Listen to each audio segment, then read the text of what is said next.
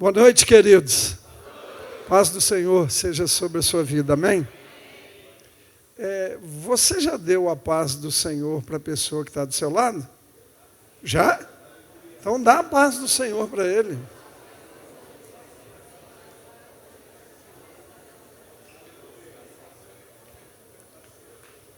Depois manda para mim o controle remoto. E antes de você se assentar, você sabia que você pode até dar mais? Porque se você perceber nas cartas de Paulo, ele não dava só a paz, mas antes da paz ele dava o quê? Vamos, gente, graça, não é? Ele sempre cumprimentava assim, a graça e a paz do Senhor Jesus. Então, de novo, agora acrescenta a graça e cumprimenta aí.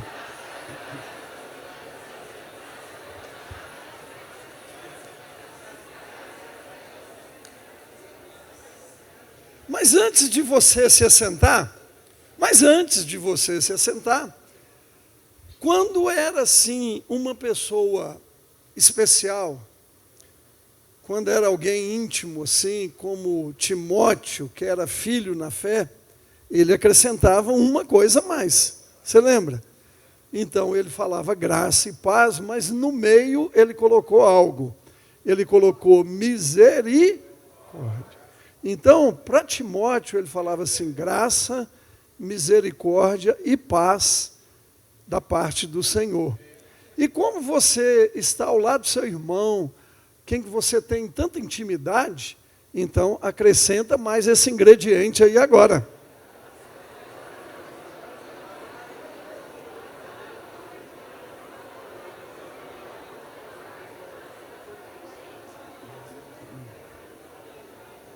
Amém. E você deve estar perguntando assim, que hora que esse pastor vai mandar eu sentar, né? Então agora você pode se assentar.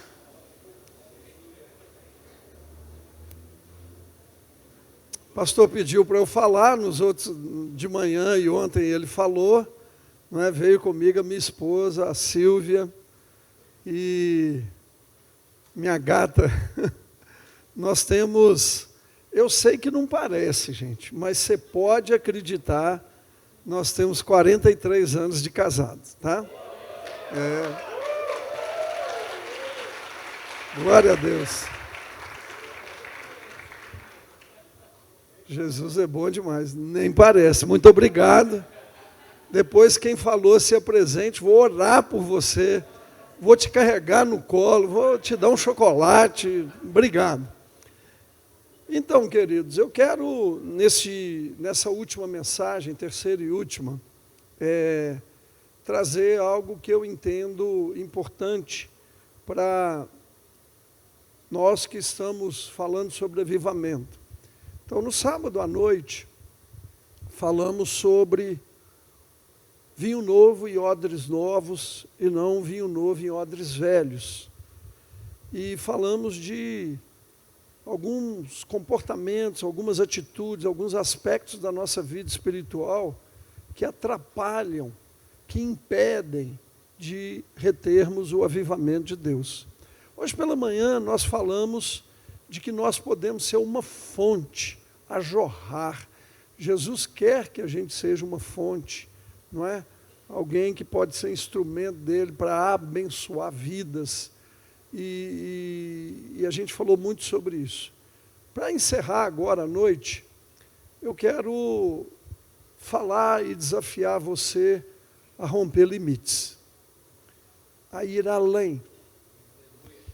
Eu vou desafiar você e a mim também, porque toda vez que eu prego eu sou também desafiado, a ir além, a sair da posição que nós estamos e irmos além. Eu quero falar para você nessa noite sobre consagração. Então, vamos lá, você anima?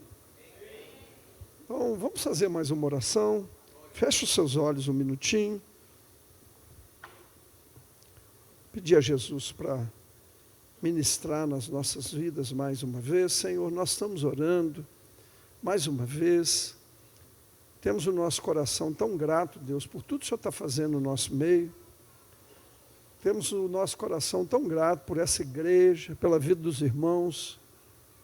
E, ó Deus, nós precisamos de Ti. Jesus falou, sem mim nada podeis fazer. E nós estamos pedindo que o Teu Espírito venha e assopre sobre nós a palavra do Senhor. O Senhor mesmo disse que quando a palavra do Senhor ela é ministrada, ela nunca volta vazia, mas ela cumpre o propósito para o qual ela foi enviada, e é assim que nós pedimos que essa palavra cumpra o propósito no nome de Jesus. E você diz amém comigo.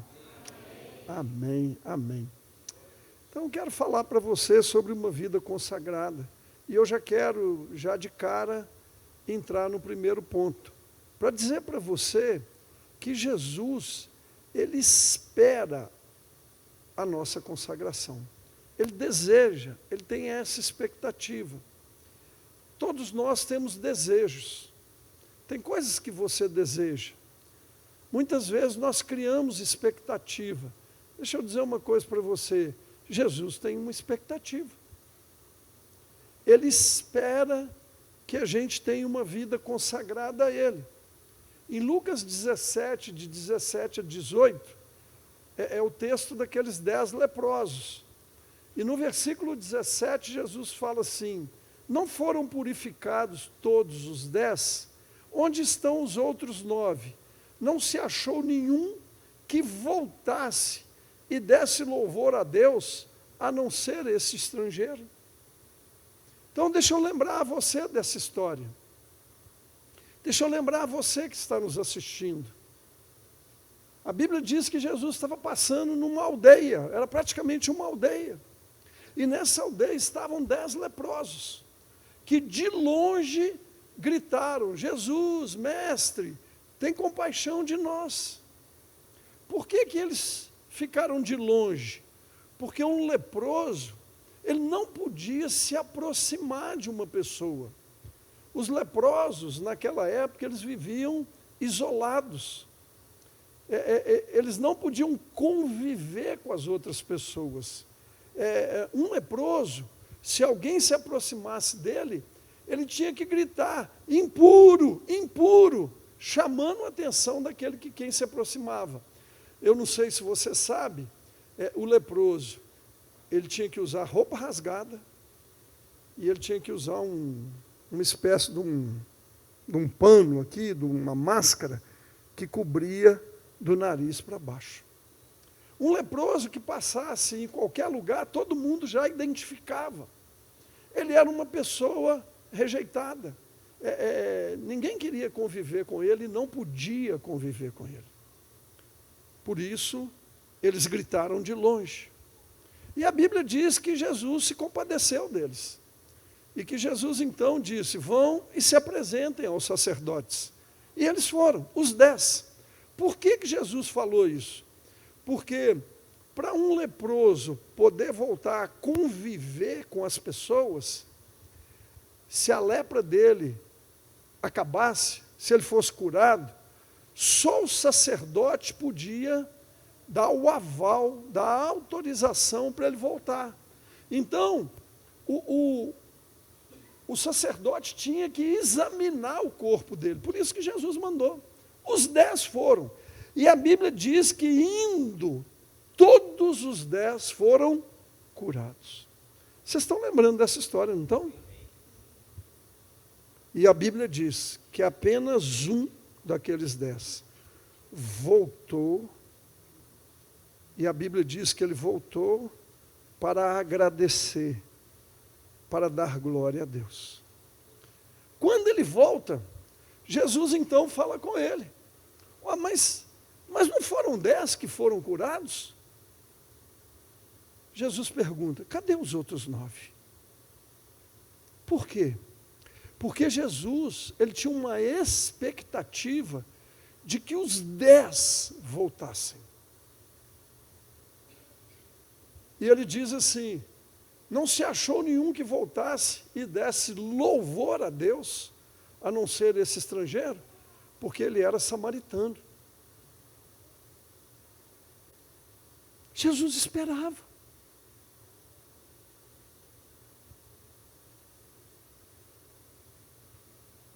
Jesus espera que a gente não busque a Ele apenas pelo que Ele pode fazer por nós, mas principalmente pelo que Ele é.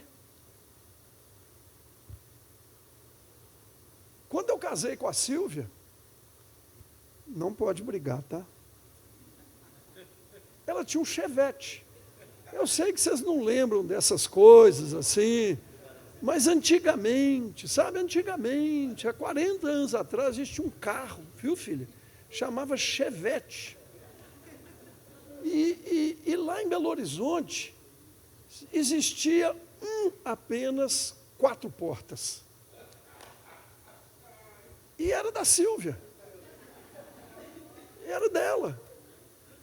Ela passou no vestibular e o pai dela deu para ela um Chevette 0 quilômetro, 4 portas. O único de Belo Horizonte. Ela não sabe, mas se ela tivesse descoberto que eu casei com ela por causa do Chevette, ela casaria comigo? Não. Você casaria? Não. Porque ela diria assim, ele está querendo o Chevette, ele não está querendo a mim, não é mesmo? Mas eu não casei por causa do Chevette, eu casei por causa dela. Muitos só procuram Jesus pelo que Ele pode dar e se esquecem daquilo que Ele é. E Jesus tinha uma expectativa que eles voltassem. Para quê? Para agradecer a Deus, para louvar a Deus, para glorificar a Deus. E aquele homem, quando ele volta, ele se ajoelha diante de Jesus. E Jesus, então, quando Jesus fala para ele isso, ele está ajoelhado. Ajoelhar na Bíblia, se encurvar, a palavra adoração significa, na sua raiz, encurvar. Ele se encurva. E Jesus, então, o pega pelo braço, levanta e fala assim, filho, pode ir, a tua fé te salvou. 10 receberam a bênção de Deus, mas um apenas foi salvo. Jesus tinha a expectativa de que ele voltasse para interagir, para saber quem era Jesus. Como? É porque, às vezes, eu estou precisando gastar um tempo nisso aqui, desculpa. Como que eu não vou voltar para ter um relacionamento, para conhecer aquele que fez tudo por mim? Às vezes a gente não entende, mas o leproso, ele não podia conviver. Ele era rejeitado. Você já imaginou alguém aproximar de você e você ter que gritar impuro, impuro, impuro? Você já imaginou que você não pode ver sua mãe, não pode ver seu pai, você não pode conviver com seus irmãos? A lepra na Bíblia é símbolo do pecado e o leproso é o pecador. E o pecador, ele está longe de Deus, ele está separado de Deus. Quando Jesus o cura, Jesus está libertando aquela vida, Jesus está fazendo nova todas as coisas, como nós cantamos aqui. Jesus está salvando, está liberando a vida dele. Como que eu vou receber isso de Deus? E vou embora, como os outros 9 fizeram. Jesus esperava que todos eles voltassem, mas só um voltou. E eu vou fazer um parênteses aqui agora. Quem sabe você não veio nesse lugar, convidado por alguém. Ele deve ter falado talvez para você assim, vem um cara lá de BH. Você vai ouvir o sotaque mineiro dele, né? Ou às vezes você já veio várias vezes na igreja. E eu queria te perguntar para você. Você não quer hoje entregar mesmo sua vida para Jesus? Você não quer ser como aquele leproso? É de onde menos se esperava, né? Porque ele era samaritano. Veio alguém para se entregar, para reconhecer aquilo que Jesus era. Talvez você nunca fez isso. Você nunca entregou sua vida para Jesus. Você nunca o adorou, você nunca reconheceu a Ele como seu Salvador. Eu não estou falando de ser cristianismo de fachada, cristianismo de nome. Eu estou falando de gente que quer mesmo fazer uma aliança com Jesus, como nós celebramos aqui agora. Há alguém que quer fazer isso essa noite? Levante assim uma das suas mãos. Nós queremos dar um abraço em você, nós queremos orar por você. Há alguém que quer nessa noite entregar sua vida para Jesus? Falou assim, mas pastor, tem que levantar a mão? É bom. A gente queria te conhecer, te dar um abraço, orar por você. Porque a fé, ela é pública. A fé não é uma fé escondida. Há alguém aqui nessa noite que quer fazer isso? Quer fazer isso, filho? Glória a Deus. Há mais alguém? Pode abaixar sua mão. Há mais alguém que nessa noite quer entregar? Glória a Deus. Que legal, tem mais uma moça ali. Há mais alguém que nessa noite quer entregar sua vida para Jesus? Você também? Isso mesmo, que legal, glória a Deus. Há mais uma pessoa. Então, quem mais nessa noite quer fazer isso? Levante assim sua mão. Eu não. Você está, oh, glória a Deus, ali mais um. Então, vamos fazer o seguinte, nós queremos orar por você. Vem cá na frente, vem cá. Vem cá. Vem, filhota, vem aqui na frente.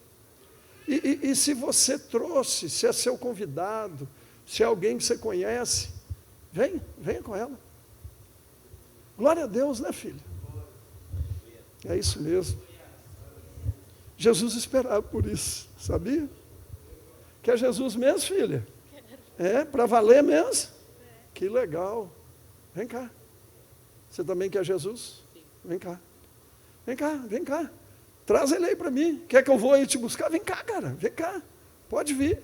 Chega aqui para frente. Chega aqui perto da mesa aqui, pode chegar. Quem mais nessa noite quer entregar sua vida para Jesus? Quantos anos você tem, filha? 13. Glória a Deus. E você? Vai fazer 14 já? É, isso mesmo. Aí, pastor, ó. Aí, pastor. Olha os adolescentes vindo aí. Glória a Deus. Quer Jesus mesmo, filho? Para valer. É, na hora, né? Quem mais nessa noite quer entregar sua vida a Jesus? Quem mais? Pode vir. Se você tiver com dificuldade, eu vou aí, te dou o braço, te ajudo a vir. Ora aí comigo. Filho. Ora aí, para que aqueles que estão ainda em dúvida, né? Deus, no nome de Jesus, nós estamos orando. Para que o que prende fica preso, e o que amarra fica amarrado, e as vidas aqui sejam liberadas na autoridade do nome de Jesus. Diga amém comigo. Tem mais alguém que quer vir? Pode vir agora, não é? Pode vir. Pode vir. Há mais alguém? Glória a Deus. Isso mesmo. Glória a Deus. Isso. Glória a Deus. Vamos aceitar Jesus? É, para valer? Quantos anos você tem? 12. 12. Glória a Deus. Aí, pastor. Já está formando aí a turma jovem aí. Como é que você chama? Davi. Davi. Nome de rei, rapaz. Nome abençoado. Glória a Deus. Quem mais? Vamos, gente. Vem. Vem. Isso. Aí, ó. Aí o que Deus está fazendo, ó. Glória a Deus. Quantos anos você tem? 12. Glória a Deus. Gente de 12 anos aceita Jesus? Claro que sim. Óbvio que sim. E se tiver menos, pode vir também. Viu? Glória a Deus. Glória a Deus. Quem mais nessa noite quer aceitar Jesus? Talvez você esteja pensando assim, pastor, você não vai parar, não? Vou não, filho, vou, quero que você venha. Venha. Venha. Venha, hoje é a noite da sua salvação. A Bíblia fala assim, hoje se ouvides a sua voz, não endureça o seu coração. Jesus está esperando você. Ele esperava. A Bíblia nem fala o nome daquela aldeia, uma aldeia pequenininha. Jesus foi lá de propósito, sabe? Porque ali tinha samaritano lá. Há mais alguém que nessa noite quer entregar sua vida a Jesus? Glória a Deus. Então, vocês que estão aqui à frente, olha para mim um instantinho. Olha aqui para mim um instantinho. Olha aqui para mim. A Bíblia diz assim, Romanos 10, 9 e 10. Se com a tua boca confessares a Jesus como Senhor, e no teu coração creres que Deus o ressuscitou dos mortos, será salvo. Porque com a boca se confessa a respeito da salvação, e com o coração se crê para que a justiça de Deus seja satisfeita. Vamos fazer isso? Vamos? Vamos, gente? Vamos? Vamos fazer isso? Então, repete comigo, se no final você concordar, você diz amém. Feche os seus olhos só para você não distrair. Diga em voz alta, fala assim: Deus, eu estou aqui na frente, de livre e espontânea vontade, para declarar que faço uma aliança com Jesus, confessando que Ele é o meu Senhor e o dono da minha vida. E eu creio que Ele morreu por mim, perdoou os meus pecados, está vivo para me dar a vida eterna.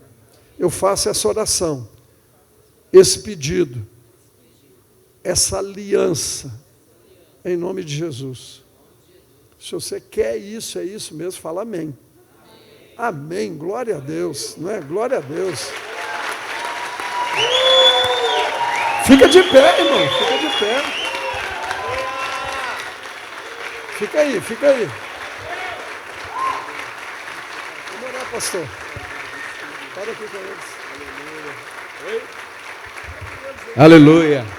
Estende a mão aqui para os nossos irmãos amados, preciosos, não é?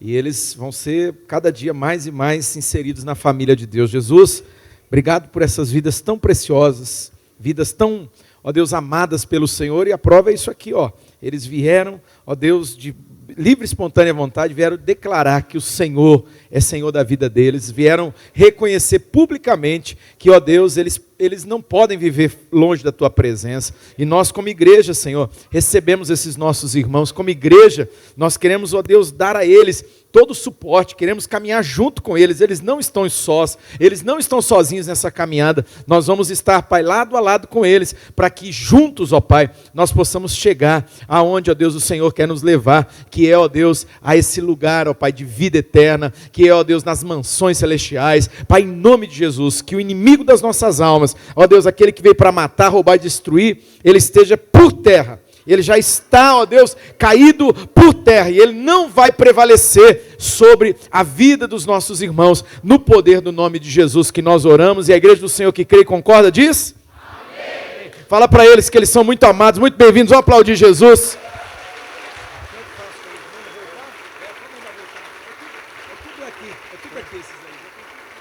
Pode voltar para o seu lugar. Glória a Deus.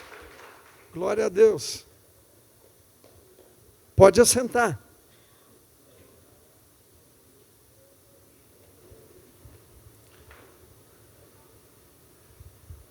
Diga assim comigo: Jesus, espera a minha consagração. Então lembra, o que esse samaritano fez? Ele fez algo diferente. Ele não se contentou apenas em receber bênção. Ele quis mais. Ele quis conhecer. Ele quis ter relacionamento. Amém? Amém. Segundo, consagração deveria ser a nossa prioridade. Eu não sei se você está acostumado e pensa a partir dessa perspectiva, mas olha o que Paulo fala quando ele escreveu para os Coríntios no capítulo 7.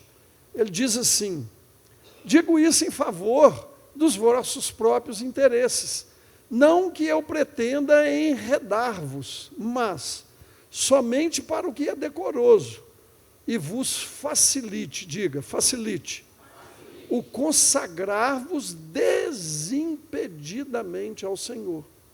Capítulo 7 de 1 Coríntios, Paulo está falando sobre questões de casamento, questões de família. Eu não vou entrar nesse detalhe aqui agora, tá? Ele está falando como que a mulher deve agir, como que o homem deve agir. E mais lá embaixo, quando ele termina tudo de falar a respeito da família, ele deixa claro o seguinte: gente, esses conselhos, as instruções que eu estou dando, elas são o fundamento, o que está por trás é que eu não quero falar nada que prenda vocês, que mantenha vocês como se estivessem presos numa rede. Mas, pelo contrário, não é? O que eu estou dizendo, a base do meu aconselhamento é que vocês possam livremente se consagrar a Deus. Tudo que ele falava eu não quero pôr peso, eu não quero pôr distração. Essa palavra desimpedidamente no original tem a ideia de distração. Quantas vezes a gente, por distração, muitas vezes não é pecado, mas é distração, a gente é impedido, a nossa consagração a Deus é atrapalhada, é impedida. Então, Jesus não quer que a gente seja um crente que apenas busque bênção, mas cristianismo, na sua essência, tem a ver com relacionamento. Segundo,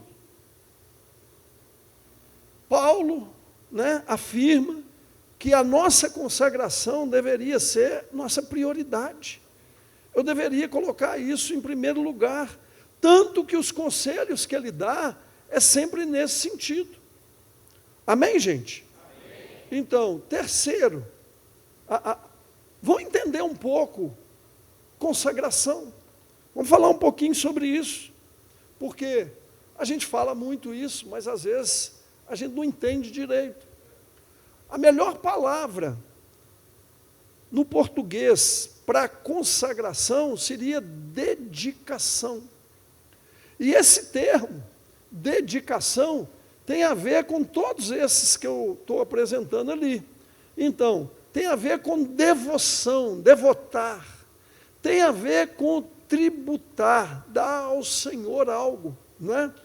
Tem a ver com ofertar, que é um pouco diferente do tributo. Tributo é algo, não é? Ali que você precisa dar. Oferta é o que vai além.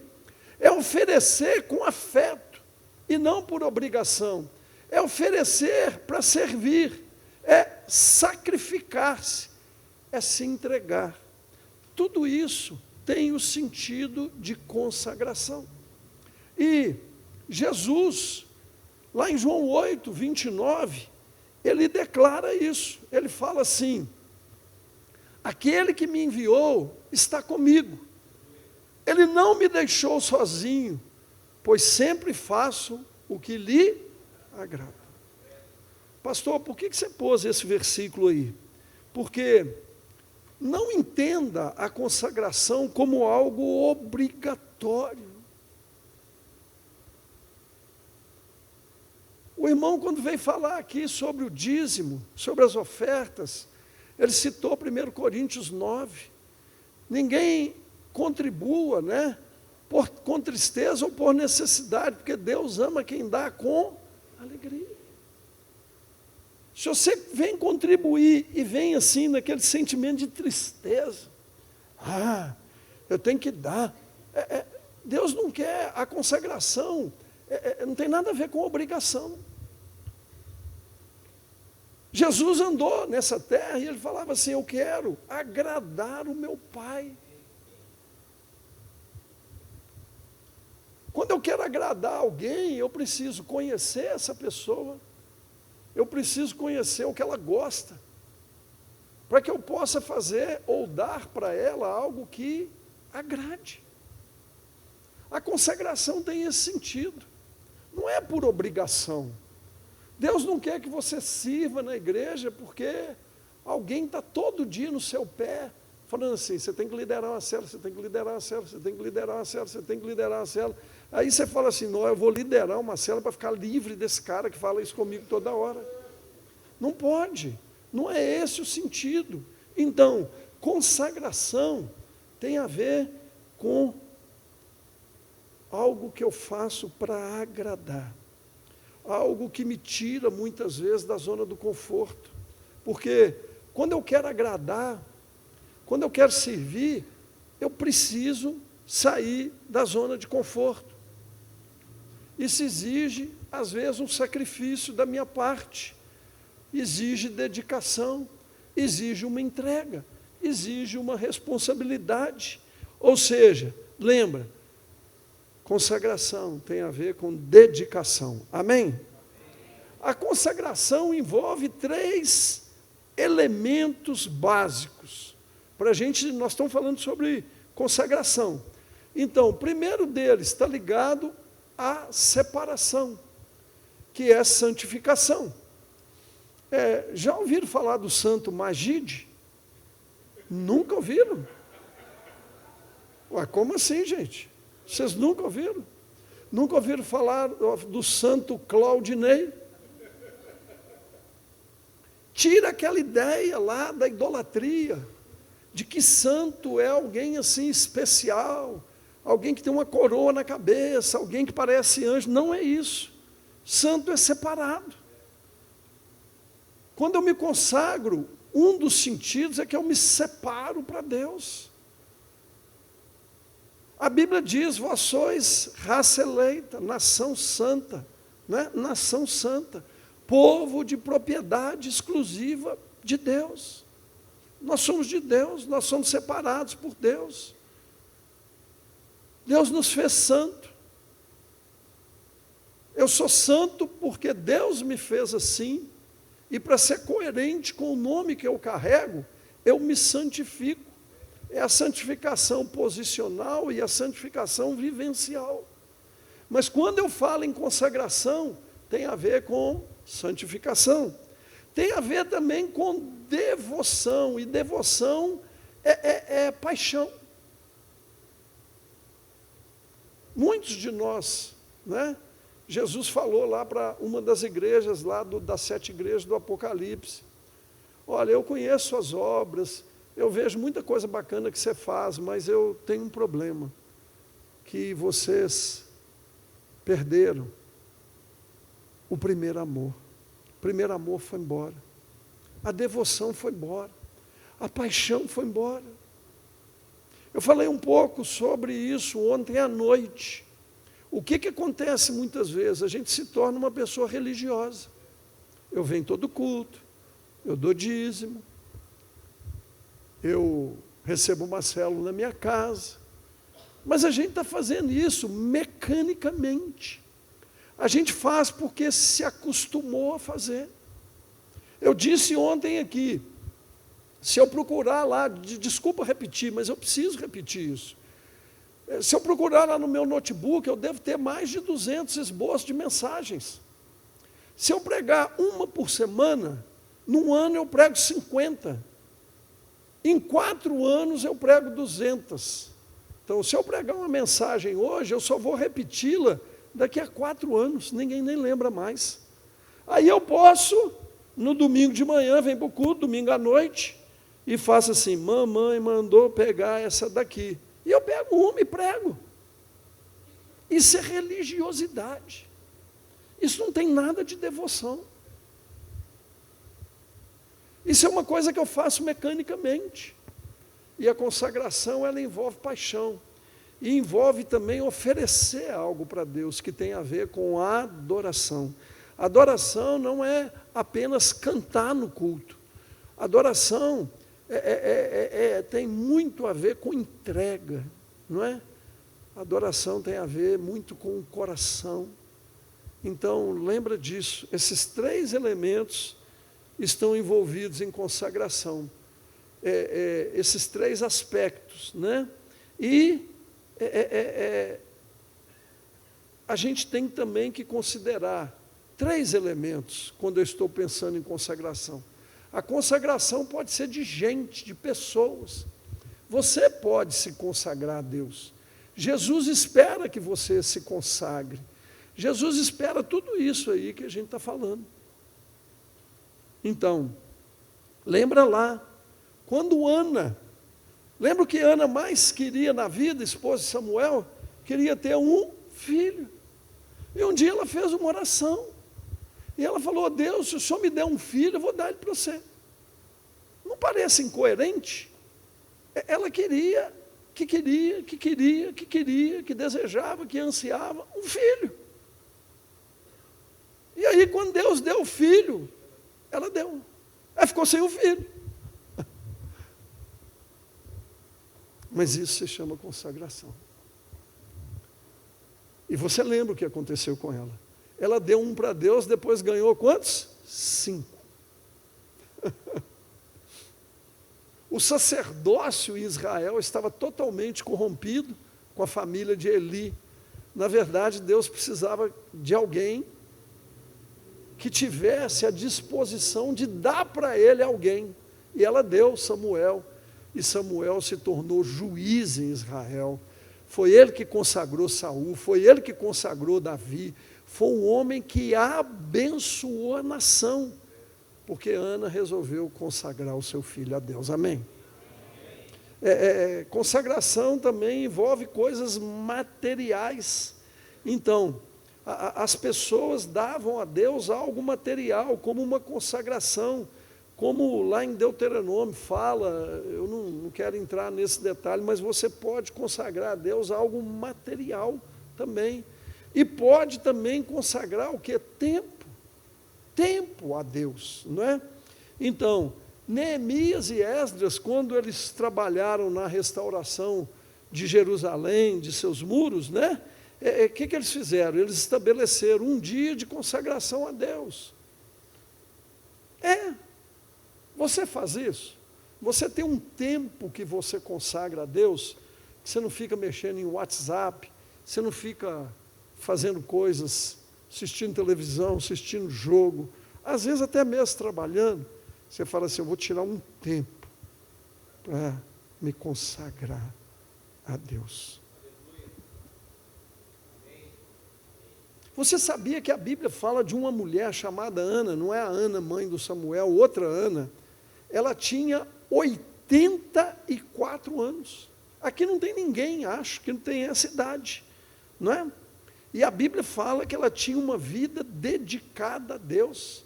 Ela com 84 anos, sabe o que ela fazia? Ela jejuava e orava. Talvez, se a gente visse hoje uma pessoa de 84 anos falar, você é louca, quer morrer, como é que você vai ficar sem comer? Mas olha, essa mulher marcou lá a geração dela. Você já entendeu, então, a questão da consagração, não é? 4, a consagração, você já entendeu, ela é voluntária. Eu não posso obrigar você a se consagrar, nem Jesus obriga também. Ele espera, mas ele não obriga. Então, lá no Antigo Testamento, havia um voto de consagração, chamado voto de Nazireu. Em número 6, Moisés estabelece, ele fala assim, o Senhor disse ainda a Moisés, diga o seguinte aos israelitas, diga se, diga de novo, se é uma condicional, se um homem e uma mulher fizer um voto especial, um voto de separação para o Senhor como Nazireu, tem outras traduções que falam de consagração, não é? Então, havia um voto de Nazireu. Tanto homem quanto mulher podiam fazer, só que era voluntário. Se ele fizesse, aí tinha sim algumas condições estabelecidas. Você está entendendo, filho? Amém? Então, é voluntário, não é? Jesus espera, mas é voluntário, não é? Ele esperava. Por quê? Porque quando a pessoa se consagrava, ela estava rompendo os limites. Ela estava indo além do que se esperava. Jesus esperava que os 10 voltassem. Jesus queria que eles rompessem os limites da sua vida. Deus está falando para nós, para mim, para você, rompa os limites. Saia do comodismo. Venha. Dedique a sua vida. Esteja disposto ao sacrifício. Esteja disposto a servir. É isso que Deus espera. Então, a essência da consagração. Então, eu quero usar esse voto do Nazireu para aprofundar um pouco essa questão da consagração.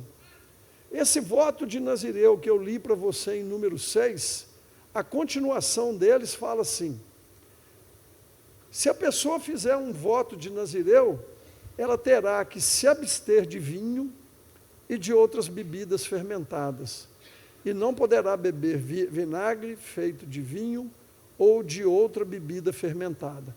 Não poderá beber suco de uva, nem comer uva, nem passas.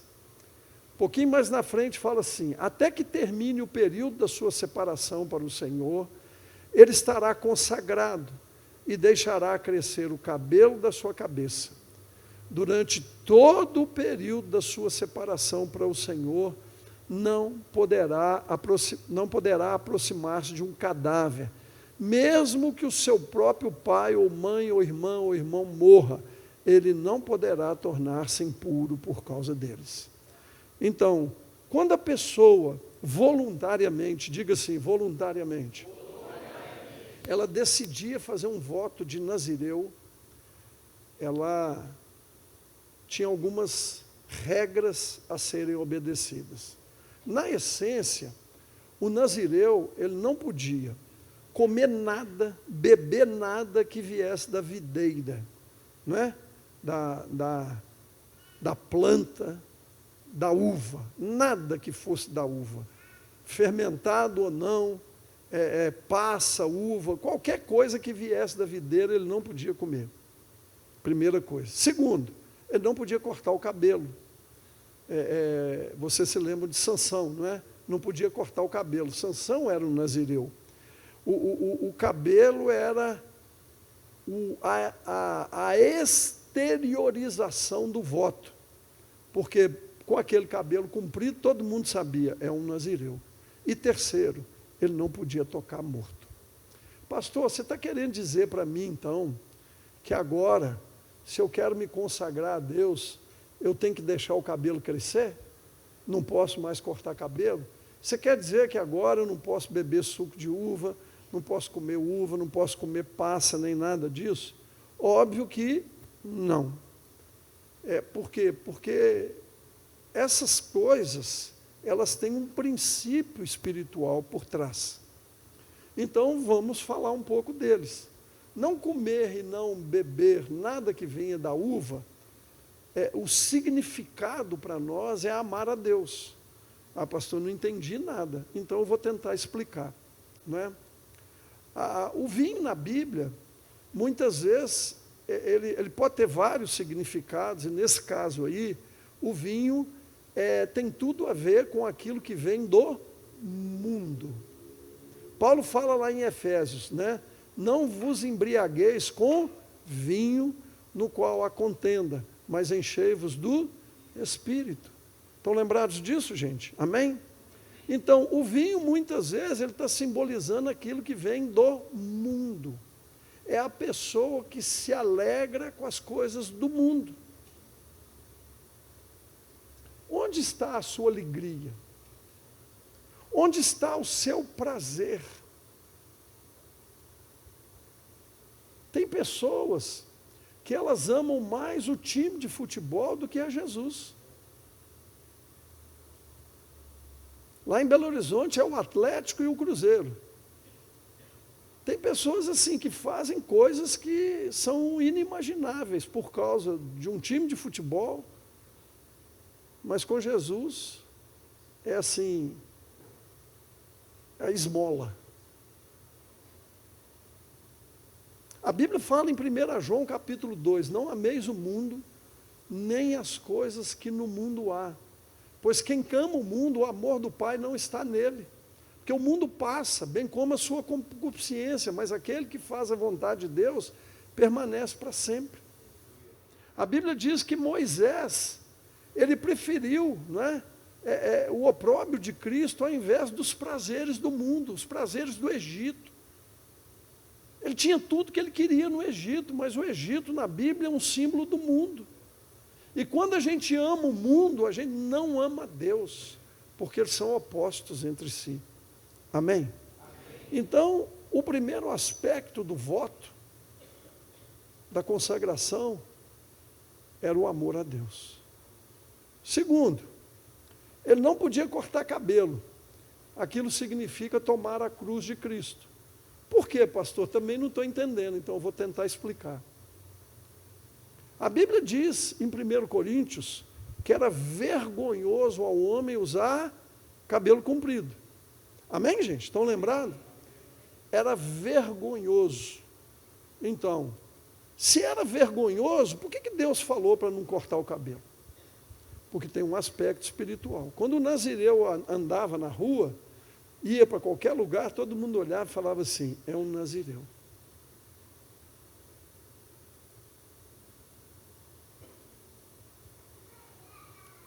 Você tem vergonha de ser crente? Você é crente só na igreja? Aqui é muito fácil ser crente, mas quando a gente está lá na faculdade, as pessoas riem da gente, debocham da gente, ridicularizam, perseguem a gente. A minha cunhada, irmã mais nova da Sílvia,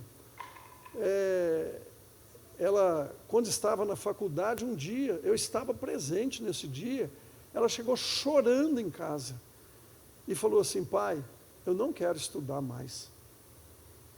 O que foi, minha filha? Eu nunca mais quero pôr o pé naquela faculdade. O que foi, minha filha? O que aconteceu? Ela falou, não aguento mais. O que você não aguenta? É porque toda segunda-feira, as minhas colegas todas ficam falando o que elas fizeram no final de semana. As transas, as baladas, os esquemas, os programas. E elas ficam debochando de mim e falam, e você? Você não tem nada para contar? Sabe por quê? Ela era a única virgem da sala. E eles debochavam dela. Quando eu saí, minha formação é na área de engenharia. Quando eu saí lá da empresa que eu trabalhava, a Vale, para vir para ser pastor tempo integral, o meu diretor, ele olhou para mim e falou assim, você é doido? Você vai largar a Vale, a segunda maior empresa desse país, para ser pastor? Quase que ele cuspiu, quase que ele falou assim, Tem a ver com isso. Tem a ver com tomar a cruz de Cristo, sabe? Jesus falou assim, você quer ser meu discípulo? Tome minha cruz e me siga. Quando a gente se dedica a Deus, a gente tem que estar disposto ao sacrifício, muitas vezes até à zombaria, não é? Porque o mundo não gosta de pastor de ovelha.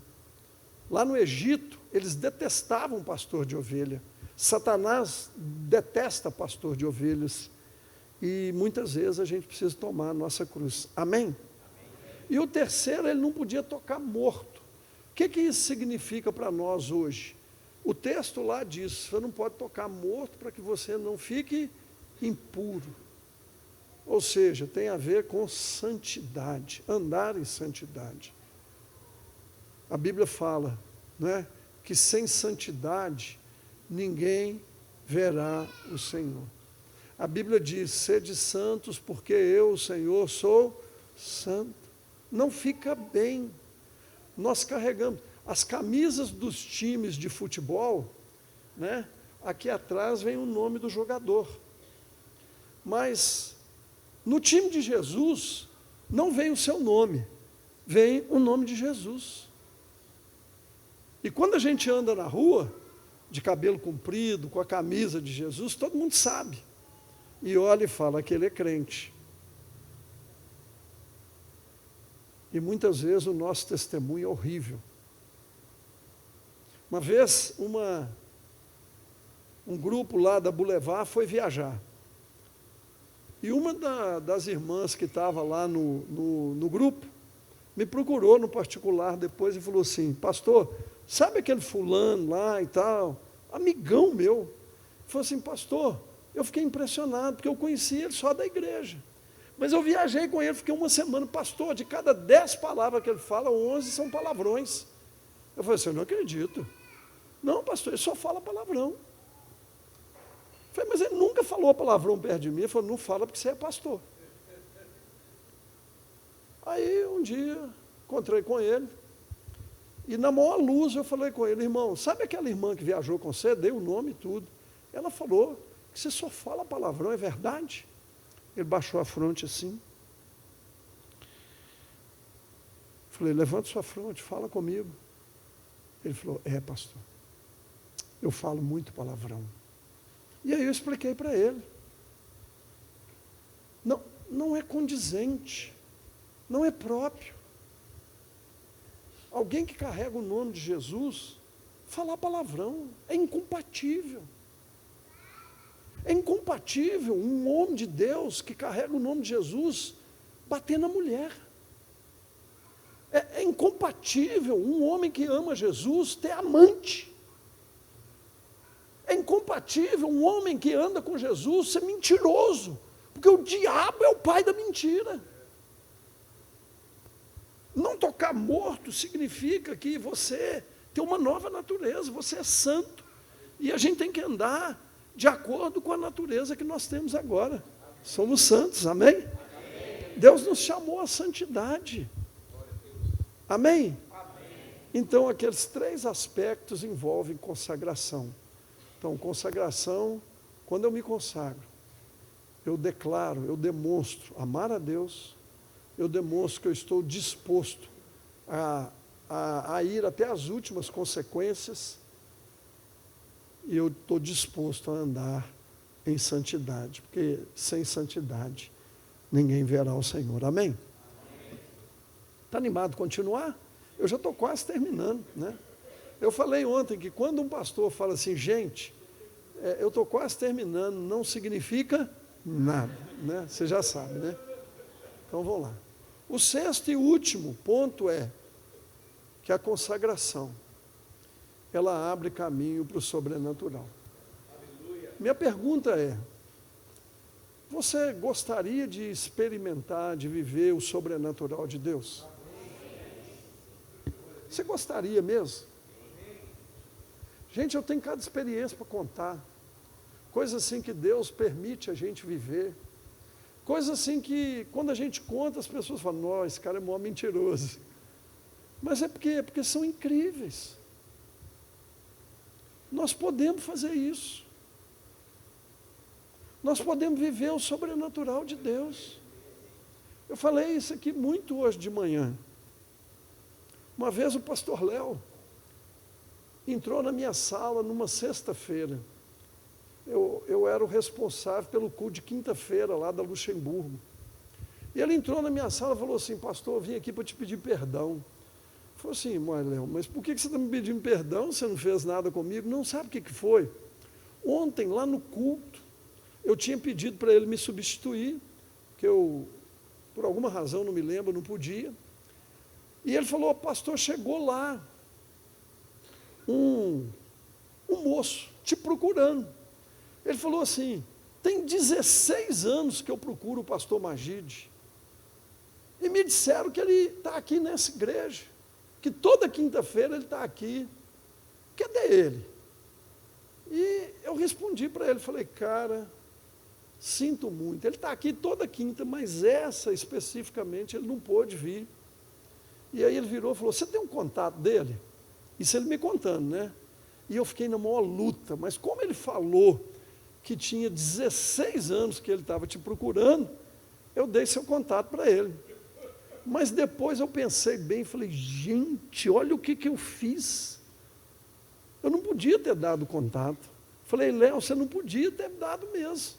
Já pensou se esse cara está querendo me matar? Já pensou se eu estou devendo alguma coisa para esse cara e ele está aqui, 16 anos que ele está me procurando? Misericórdia, né? Já era para ele ter achado, né? Aí o Léo, me desculpe e tal. Ô, gente, assim, uma meia hora depois que o Léo saiu da minha sala, o que aconteceu? Uma chamada não identificada. Aí eu olhei e falei, atendo ou não atendo? Se fosse você atenderia? Eu fiquei na maior dúvida, né? Falei, sei lá o que esse cara está querendo comigo. Aí resolvi atender. Na hora que eu assim, atendi, falou assim, é o Magide? Eu falei, é. Ele falou assim, pastor Magide tem 16, na hora que ele falou 16 anos, eu falei, é o cara. Aí, sabe aquela história assim não, eu não estou te ouvindo direito, o sinal aqui está ruim. Eu confesso, irmãos, eu tenho que confessar, né? Eu até pensei em falar que o sinal estava ruim, que eu não estava ouvindo direito, mas eu falei assim,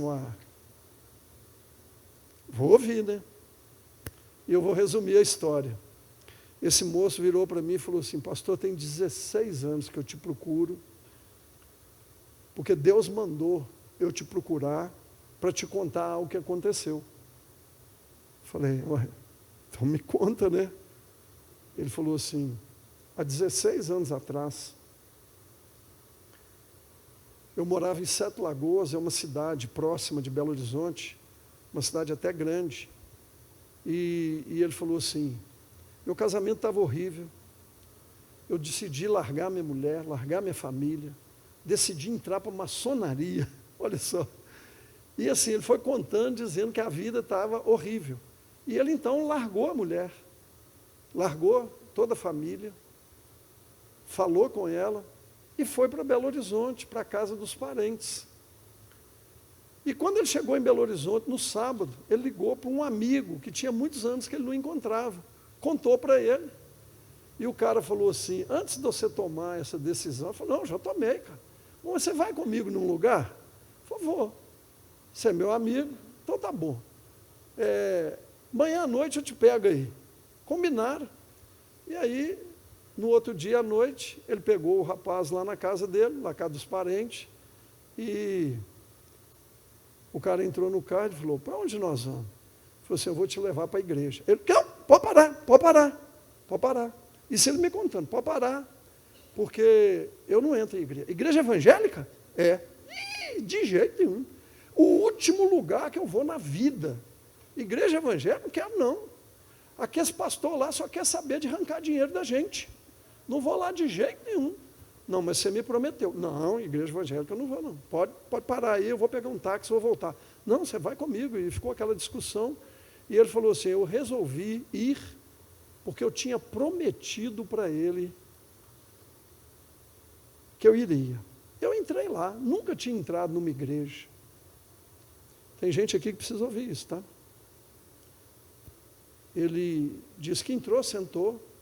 Ele falou assim, eu não lembro direito, assim, tudo que você falou. Quem estava lá era você. Você que pregou naquele dia. Eu não lembro direito o que aconteceu. Mas eu sei que lá no final você chamou para ir lá na frente. E eu fui. E você colocou a mão na minha cabeça. E pastor, minha vida mudou. Aquela oração mudou tudo na minha vida. Só para você ter uma ideia, para encurtar a conversa, eu voltei para casa.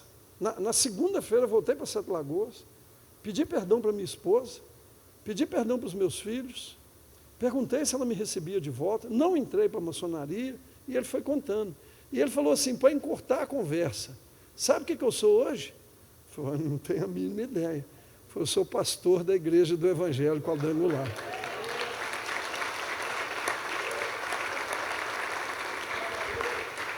A consagração, ela abre caminho para o sobrenatural. A Bíblia diz assim para nós.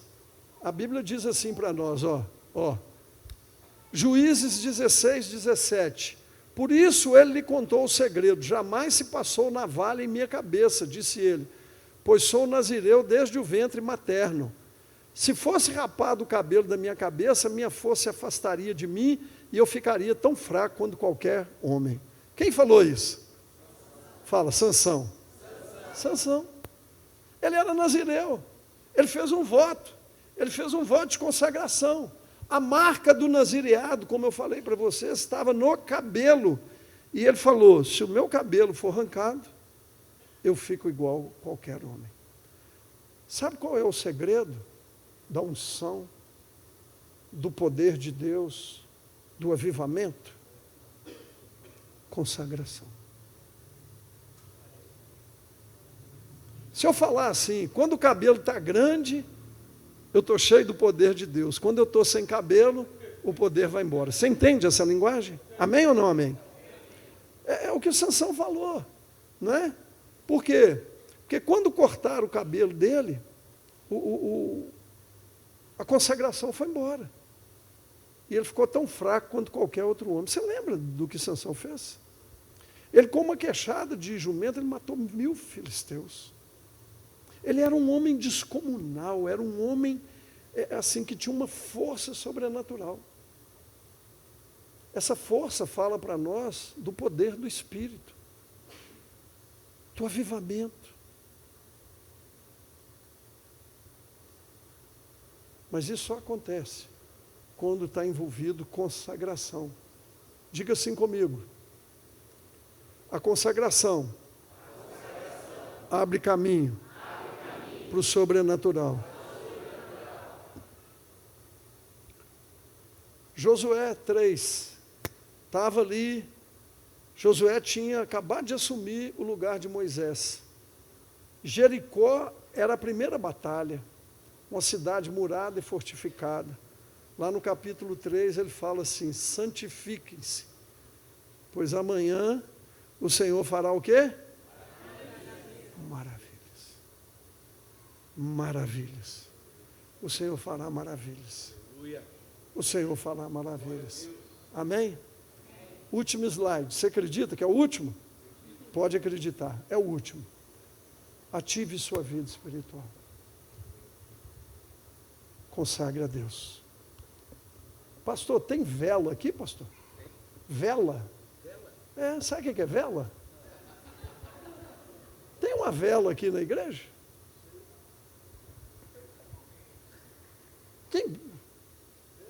Será que a gente conseguiu uma vela aqui? Não é aniversário de ninguém. Entra aí na internet para mim, no Google, vê se você acha uma vela e projeta ela ali para mim. Você lembra do nome dessa pregação? Rompa os limites. Rompa. Sai da sua zona de conforto. Há um chamado de Deus para você e eu vivemos o sobrenatural. Amém? Vá além. Vá além. Cadê a turma do louvor? Vamos lá, gente. Vamos. Corre lá, corre. Ô, pastor, não tem jeito de parar aqui relógio. Não, o relógio não para, gente. E ele está bem na minha frente. Você acha que o pastor pôs de propósito para eu ficar olhando ali para ele?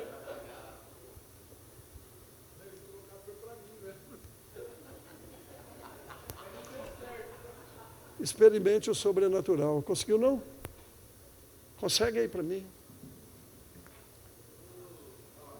Olha ali para aquela vela. Escute aqui.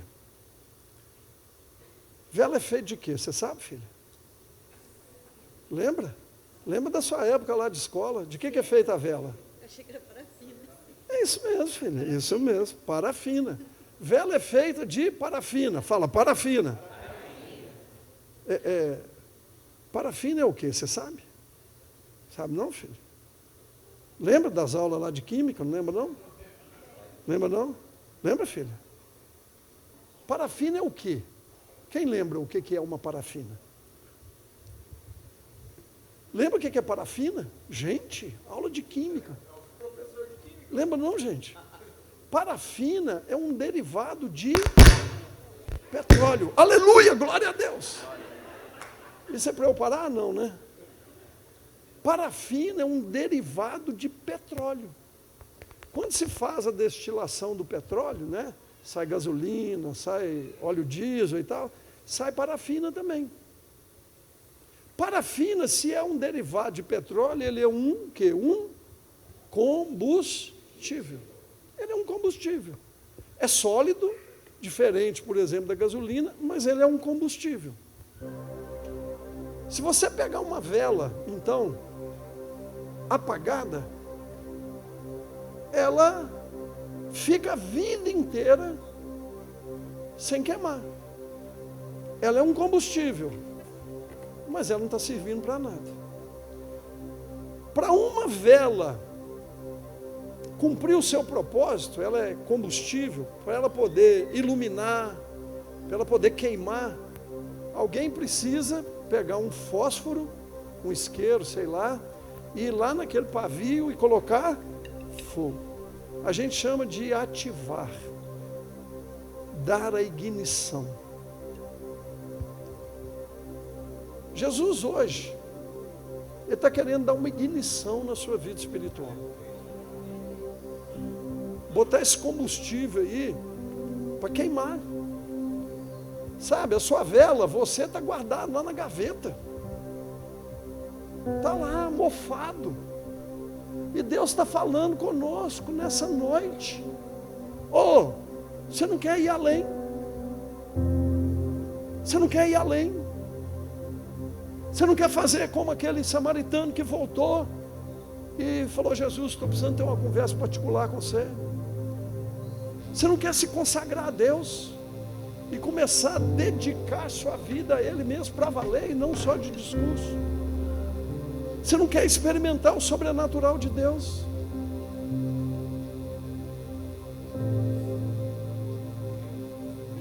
Eu termino essa noite chamando você para isso. Você pode ficar em pé.